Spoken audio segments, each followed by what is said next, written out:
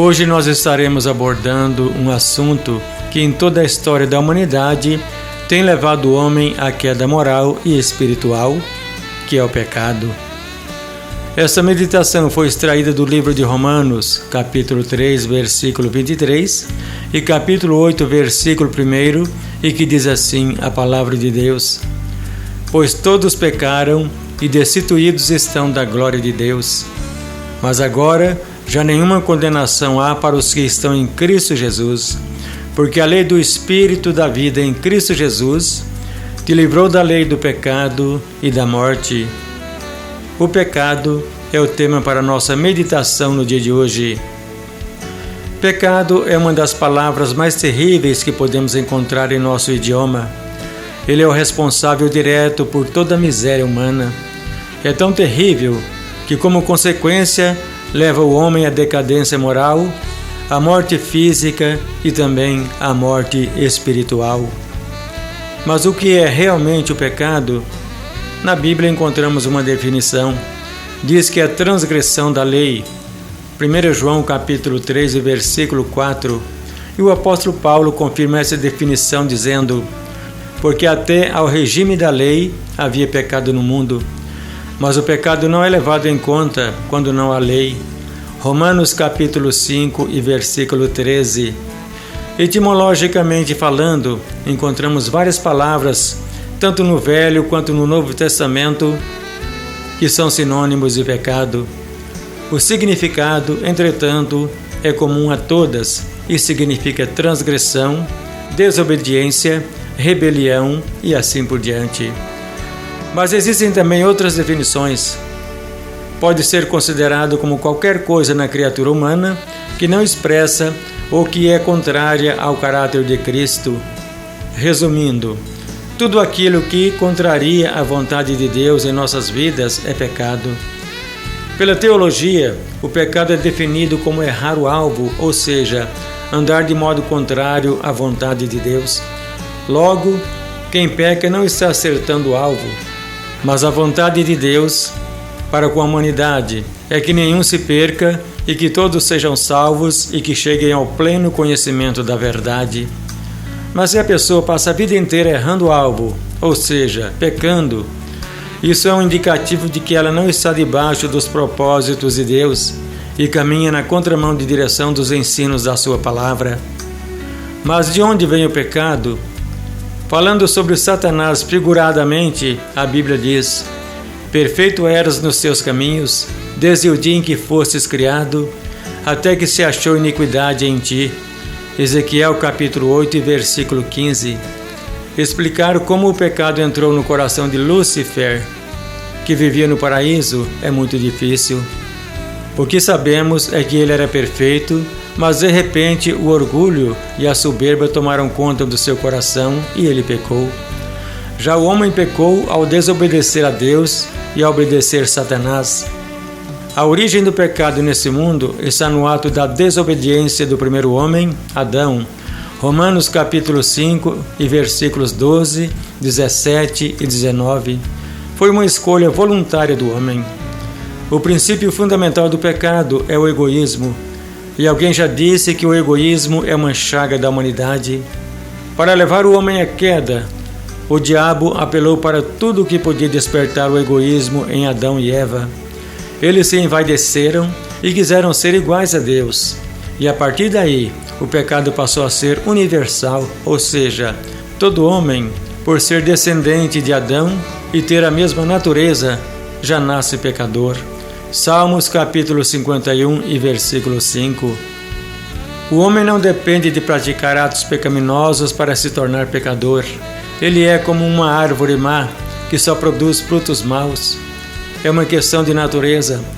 O pecado passou a todos os homens, porque todos pecaram e destituídos estão da glória de Deus. Como está escrito: Não há justo, nenhum sequer. Romanos capítulo 3 e versículo 10. O homem, sendo pecador, vai produzir frutos de acordo com a sua natureza de pecado. No Evangelho de João, no capítulo 10, versículo 10, encontramos um texto bastante conhecido da palavra de Deus e que diz: O ladrão vem somente para roubar, matar e destruir.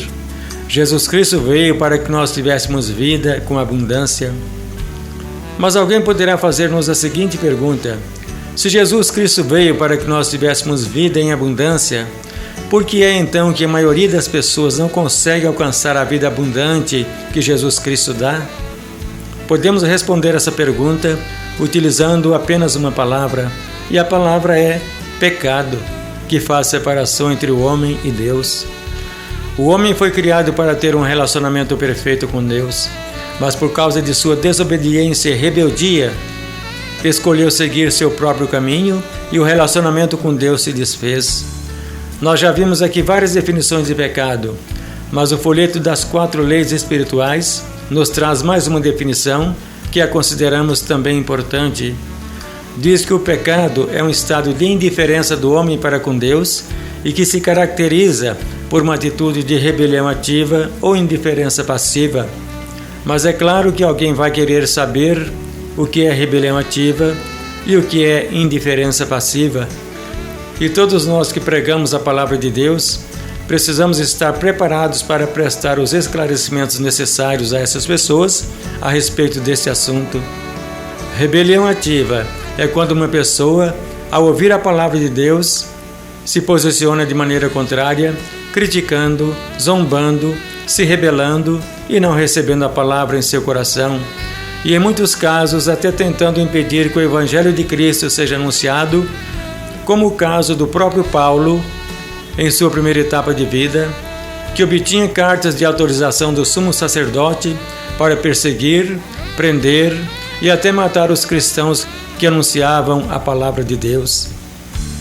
Essa atitude de Paulo é um exemplo prático de rebelião ativa. E a indiferença passiva é quando uma pessoa ouve a palavra de Deus e se torna indiferente para com a palavra que ouve. Então aquela mensagem entra por um ouvido, sai pelo outro e a pessoa não dá o mínimo de atenção para com aquilo que Deus está falando com ela. É como se ela não estivesse ouvindo nada. Normalmente essas pessoas se julgam autossuficientes, achando que podem resolver todos os seus problemas sem a direção e sem a orientação de Deus.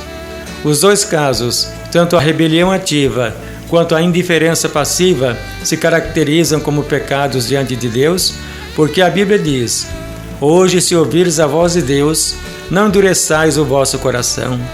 E quem ouve a minha palavra e crê naquele que me enviou, tem a vida eterna. Não entra em juízo, mas passou da morte para a vida. E a Bíblia aponta várias consequências do pecado na vida do homem. É evidente que os atos pecaminosos trazem consequências drásticas na vida do ser humano.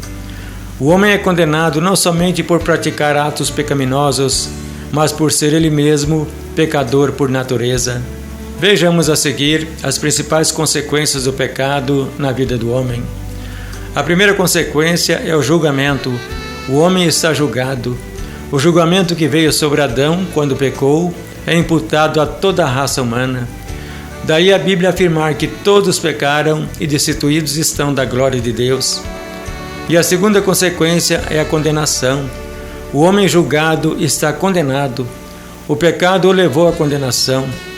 E a terceira consequência do pecado é a morte, tanto física como espiritual, que significa separação eterna de Deus.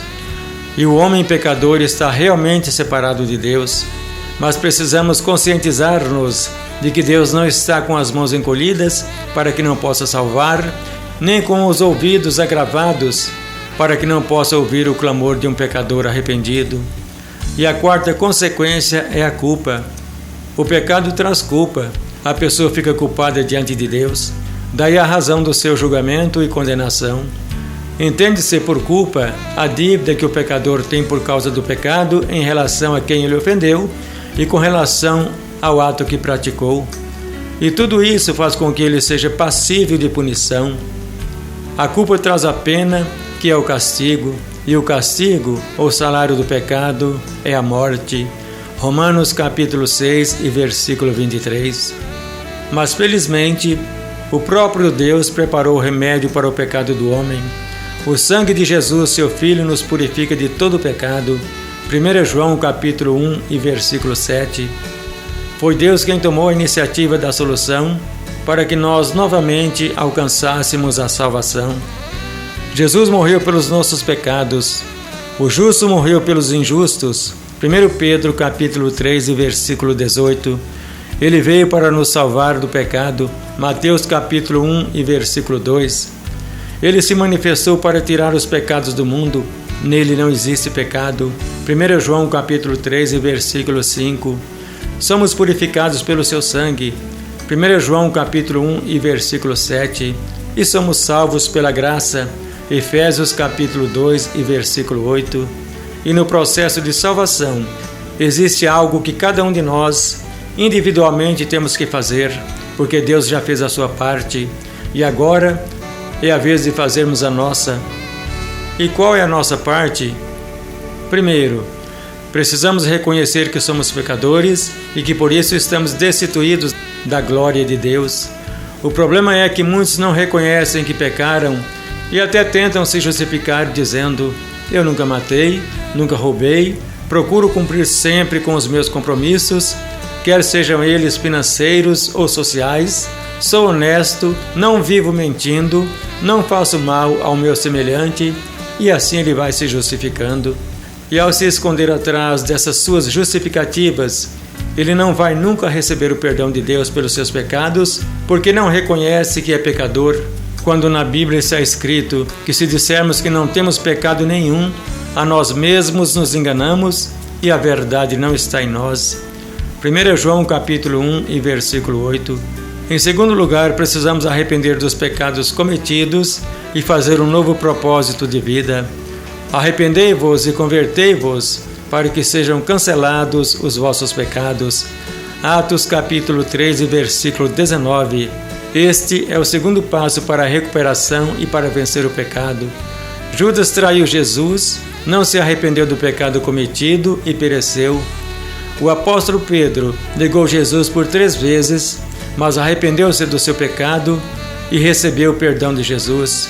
De igual modo, se Judas tivesse arrependido de sua traição e se tivesse pedido perdão a Jesus, eu não tenho a menor dúvida de que Jesus o teria perdoado, porque o amor de Deus é infinito, ou seja, não tem início, meio e fim. É o amor que ama pelo simples prazer de amar. Deus odeia o pecado, mas ama o pecador. Portanto, Judas perdeu a grande oportunidade de reconciliar-se com Deus através de seu Filho Jesus Cristo. Em terceiro lugar, precisamos confessar os pecados e pedir perdão ao nosso Deus. Se confessarmos os nossos pecados, Ele é fiel e justo para nos perdoar os pecados e nos purificar de toda injustiça. 1 João capítulo 1 e versículo 9. E no livro de 2 Crônicas, capítulo 7, versículo 14, Deus nos orienta dizendo: se o meu povo que chama pelo meu nome se humilhar, orar e me buscar, e se converter dos seus maus caminhos, então eu ouvirei dos céus, perdoarei os seus pecados e sararei a sua terra. E em quarto lugar, precisamos deixar o pecado e receber a Jesus Cristo como Senhor e Salvador pessoal das nossas vidas. Mas a todos quantos o receberam, deu-lhes o poder de serem feitos filhos de Deus, a saber, aos que creem no seu nome. Evangelho de João, capítulo 1 e versículo 12. Recebemos a Cristo pela fé, porque pela graça sois salvos mediante a fé. Isso não vem de vós, é dom de Deus. Não vem de obras, para que ninguém se glorie.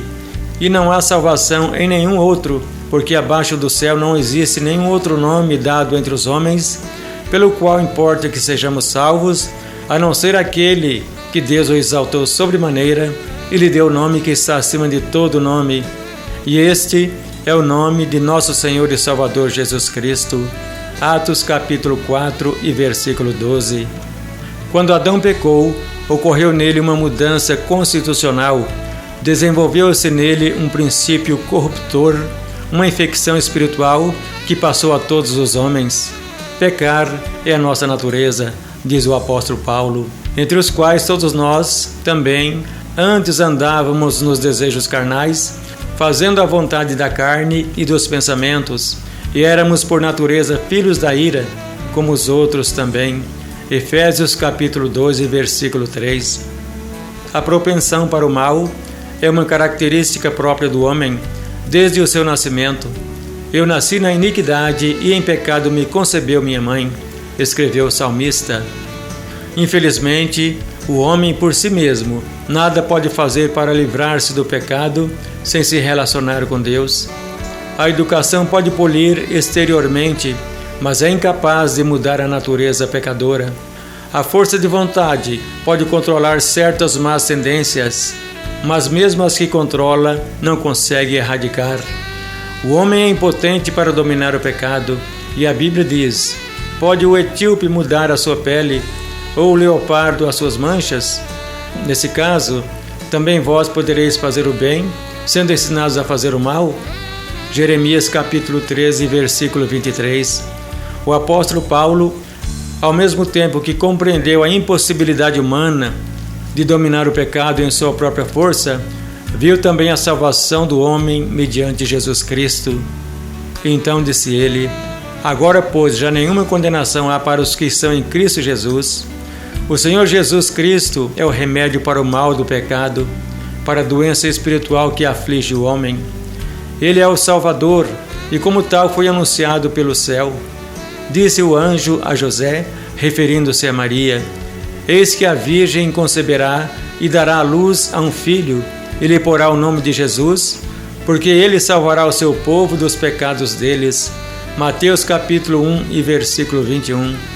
O extraordinário ato de Deus, enviando ao mundo seu próprio Filho para o expresso propósito de salvar o homem, põe em relevo a gravidade do pecado e quão dependentes somos para vencer esse mal. Prezado amigo ouvinte da Palavra de Deus, para curar a mortal chaga do pecado, Deus pede da nossa parte que tenhamos fé em seu Filho, Jesus Cristo, porque Deus amou o mundo de tal maneira que deu seu Filho unigênito para que todo o que nele crê não pereça, mas tenha vida eterna. Evangelho de João, capítulo 3, versículo 16. Devemos crer em Cristo para a salvação, mas a fé que salva envolve arrependimento do pecado e a disposição de abandonar o mal. A Bíblia diz que se confessarmos os nossos pecados, Ele é fiel e justo para nos perdoar os pecados e nos purificar de toda injustiça. E que seja essa a sua experiência. Então receba Cristo mediante a fé em seu coração e os seus pecados serão perdoados. Isso acontecendo em sua vida e você permanecendo firme nos propósitos de Deus, ficará livre da condenação eterna. E que Deus o abençoe e o guarde a cada dia de sua vida, em nome e pela graça redentora de seu Filho Jesus Cristo. Amém e glórias a Deus.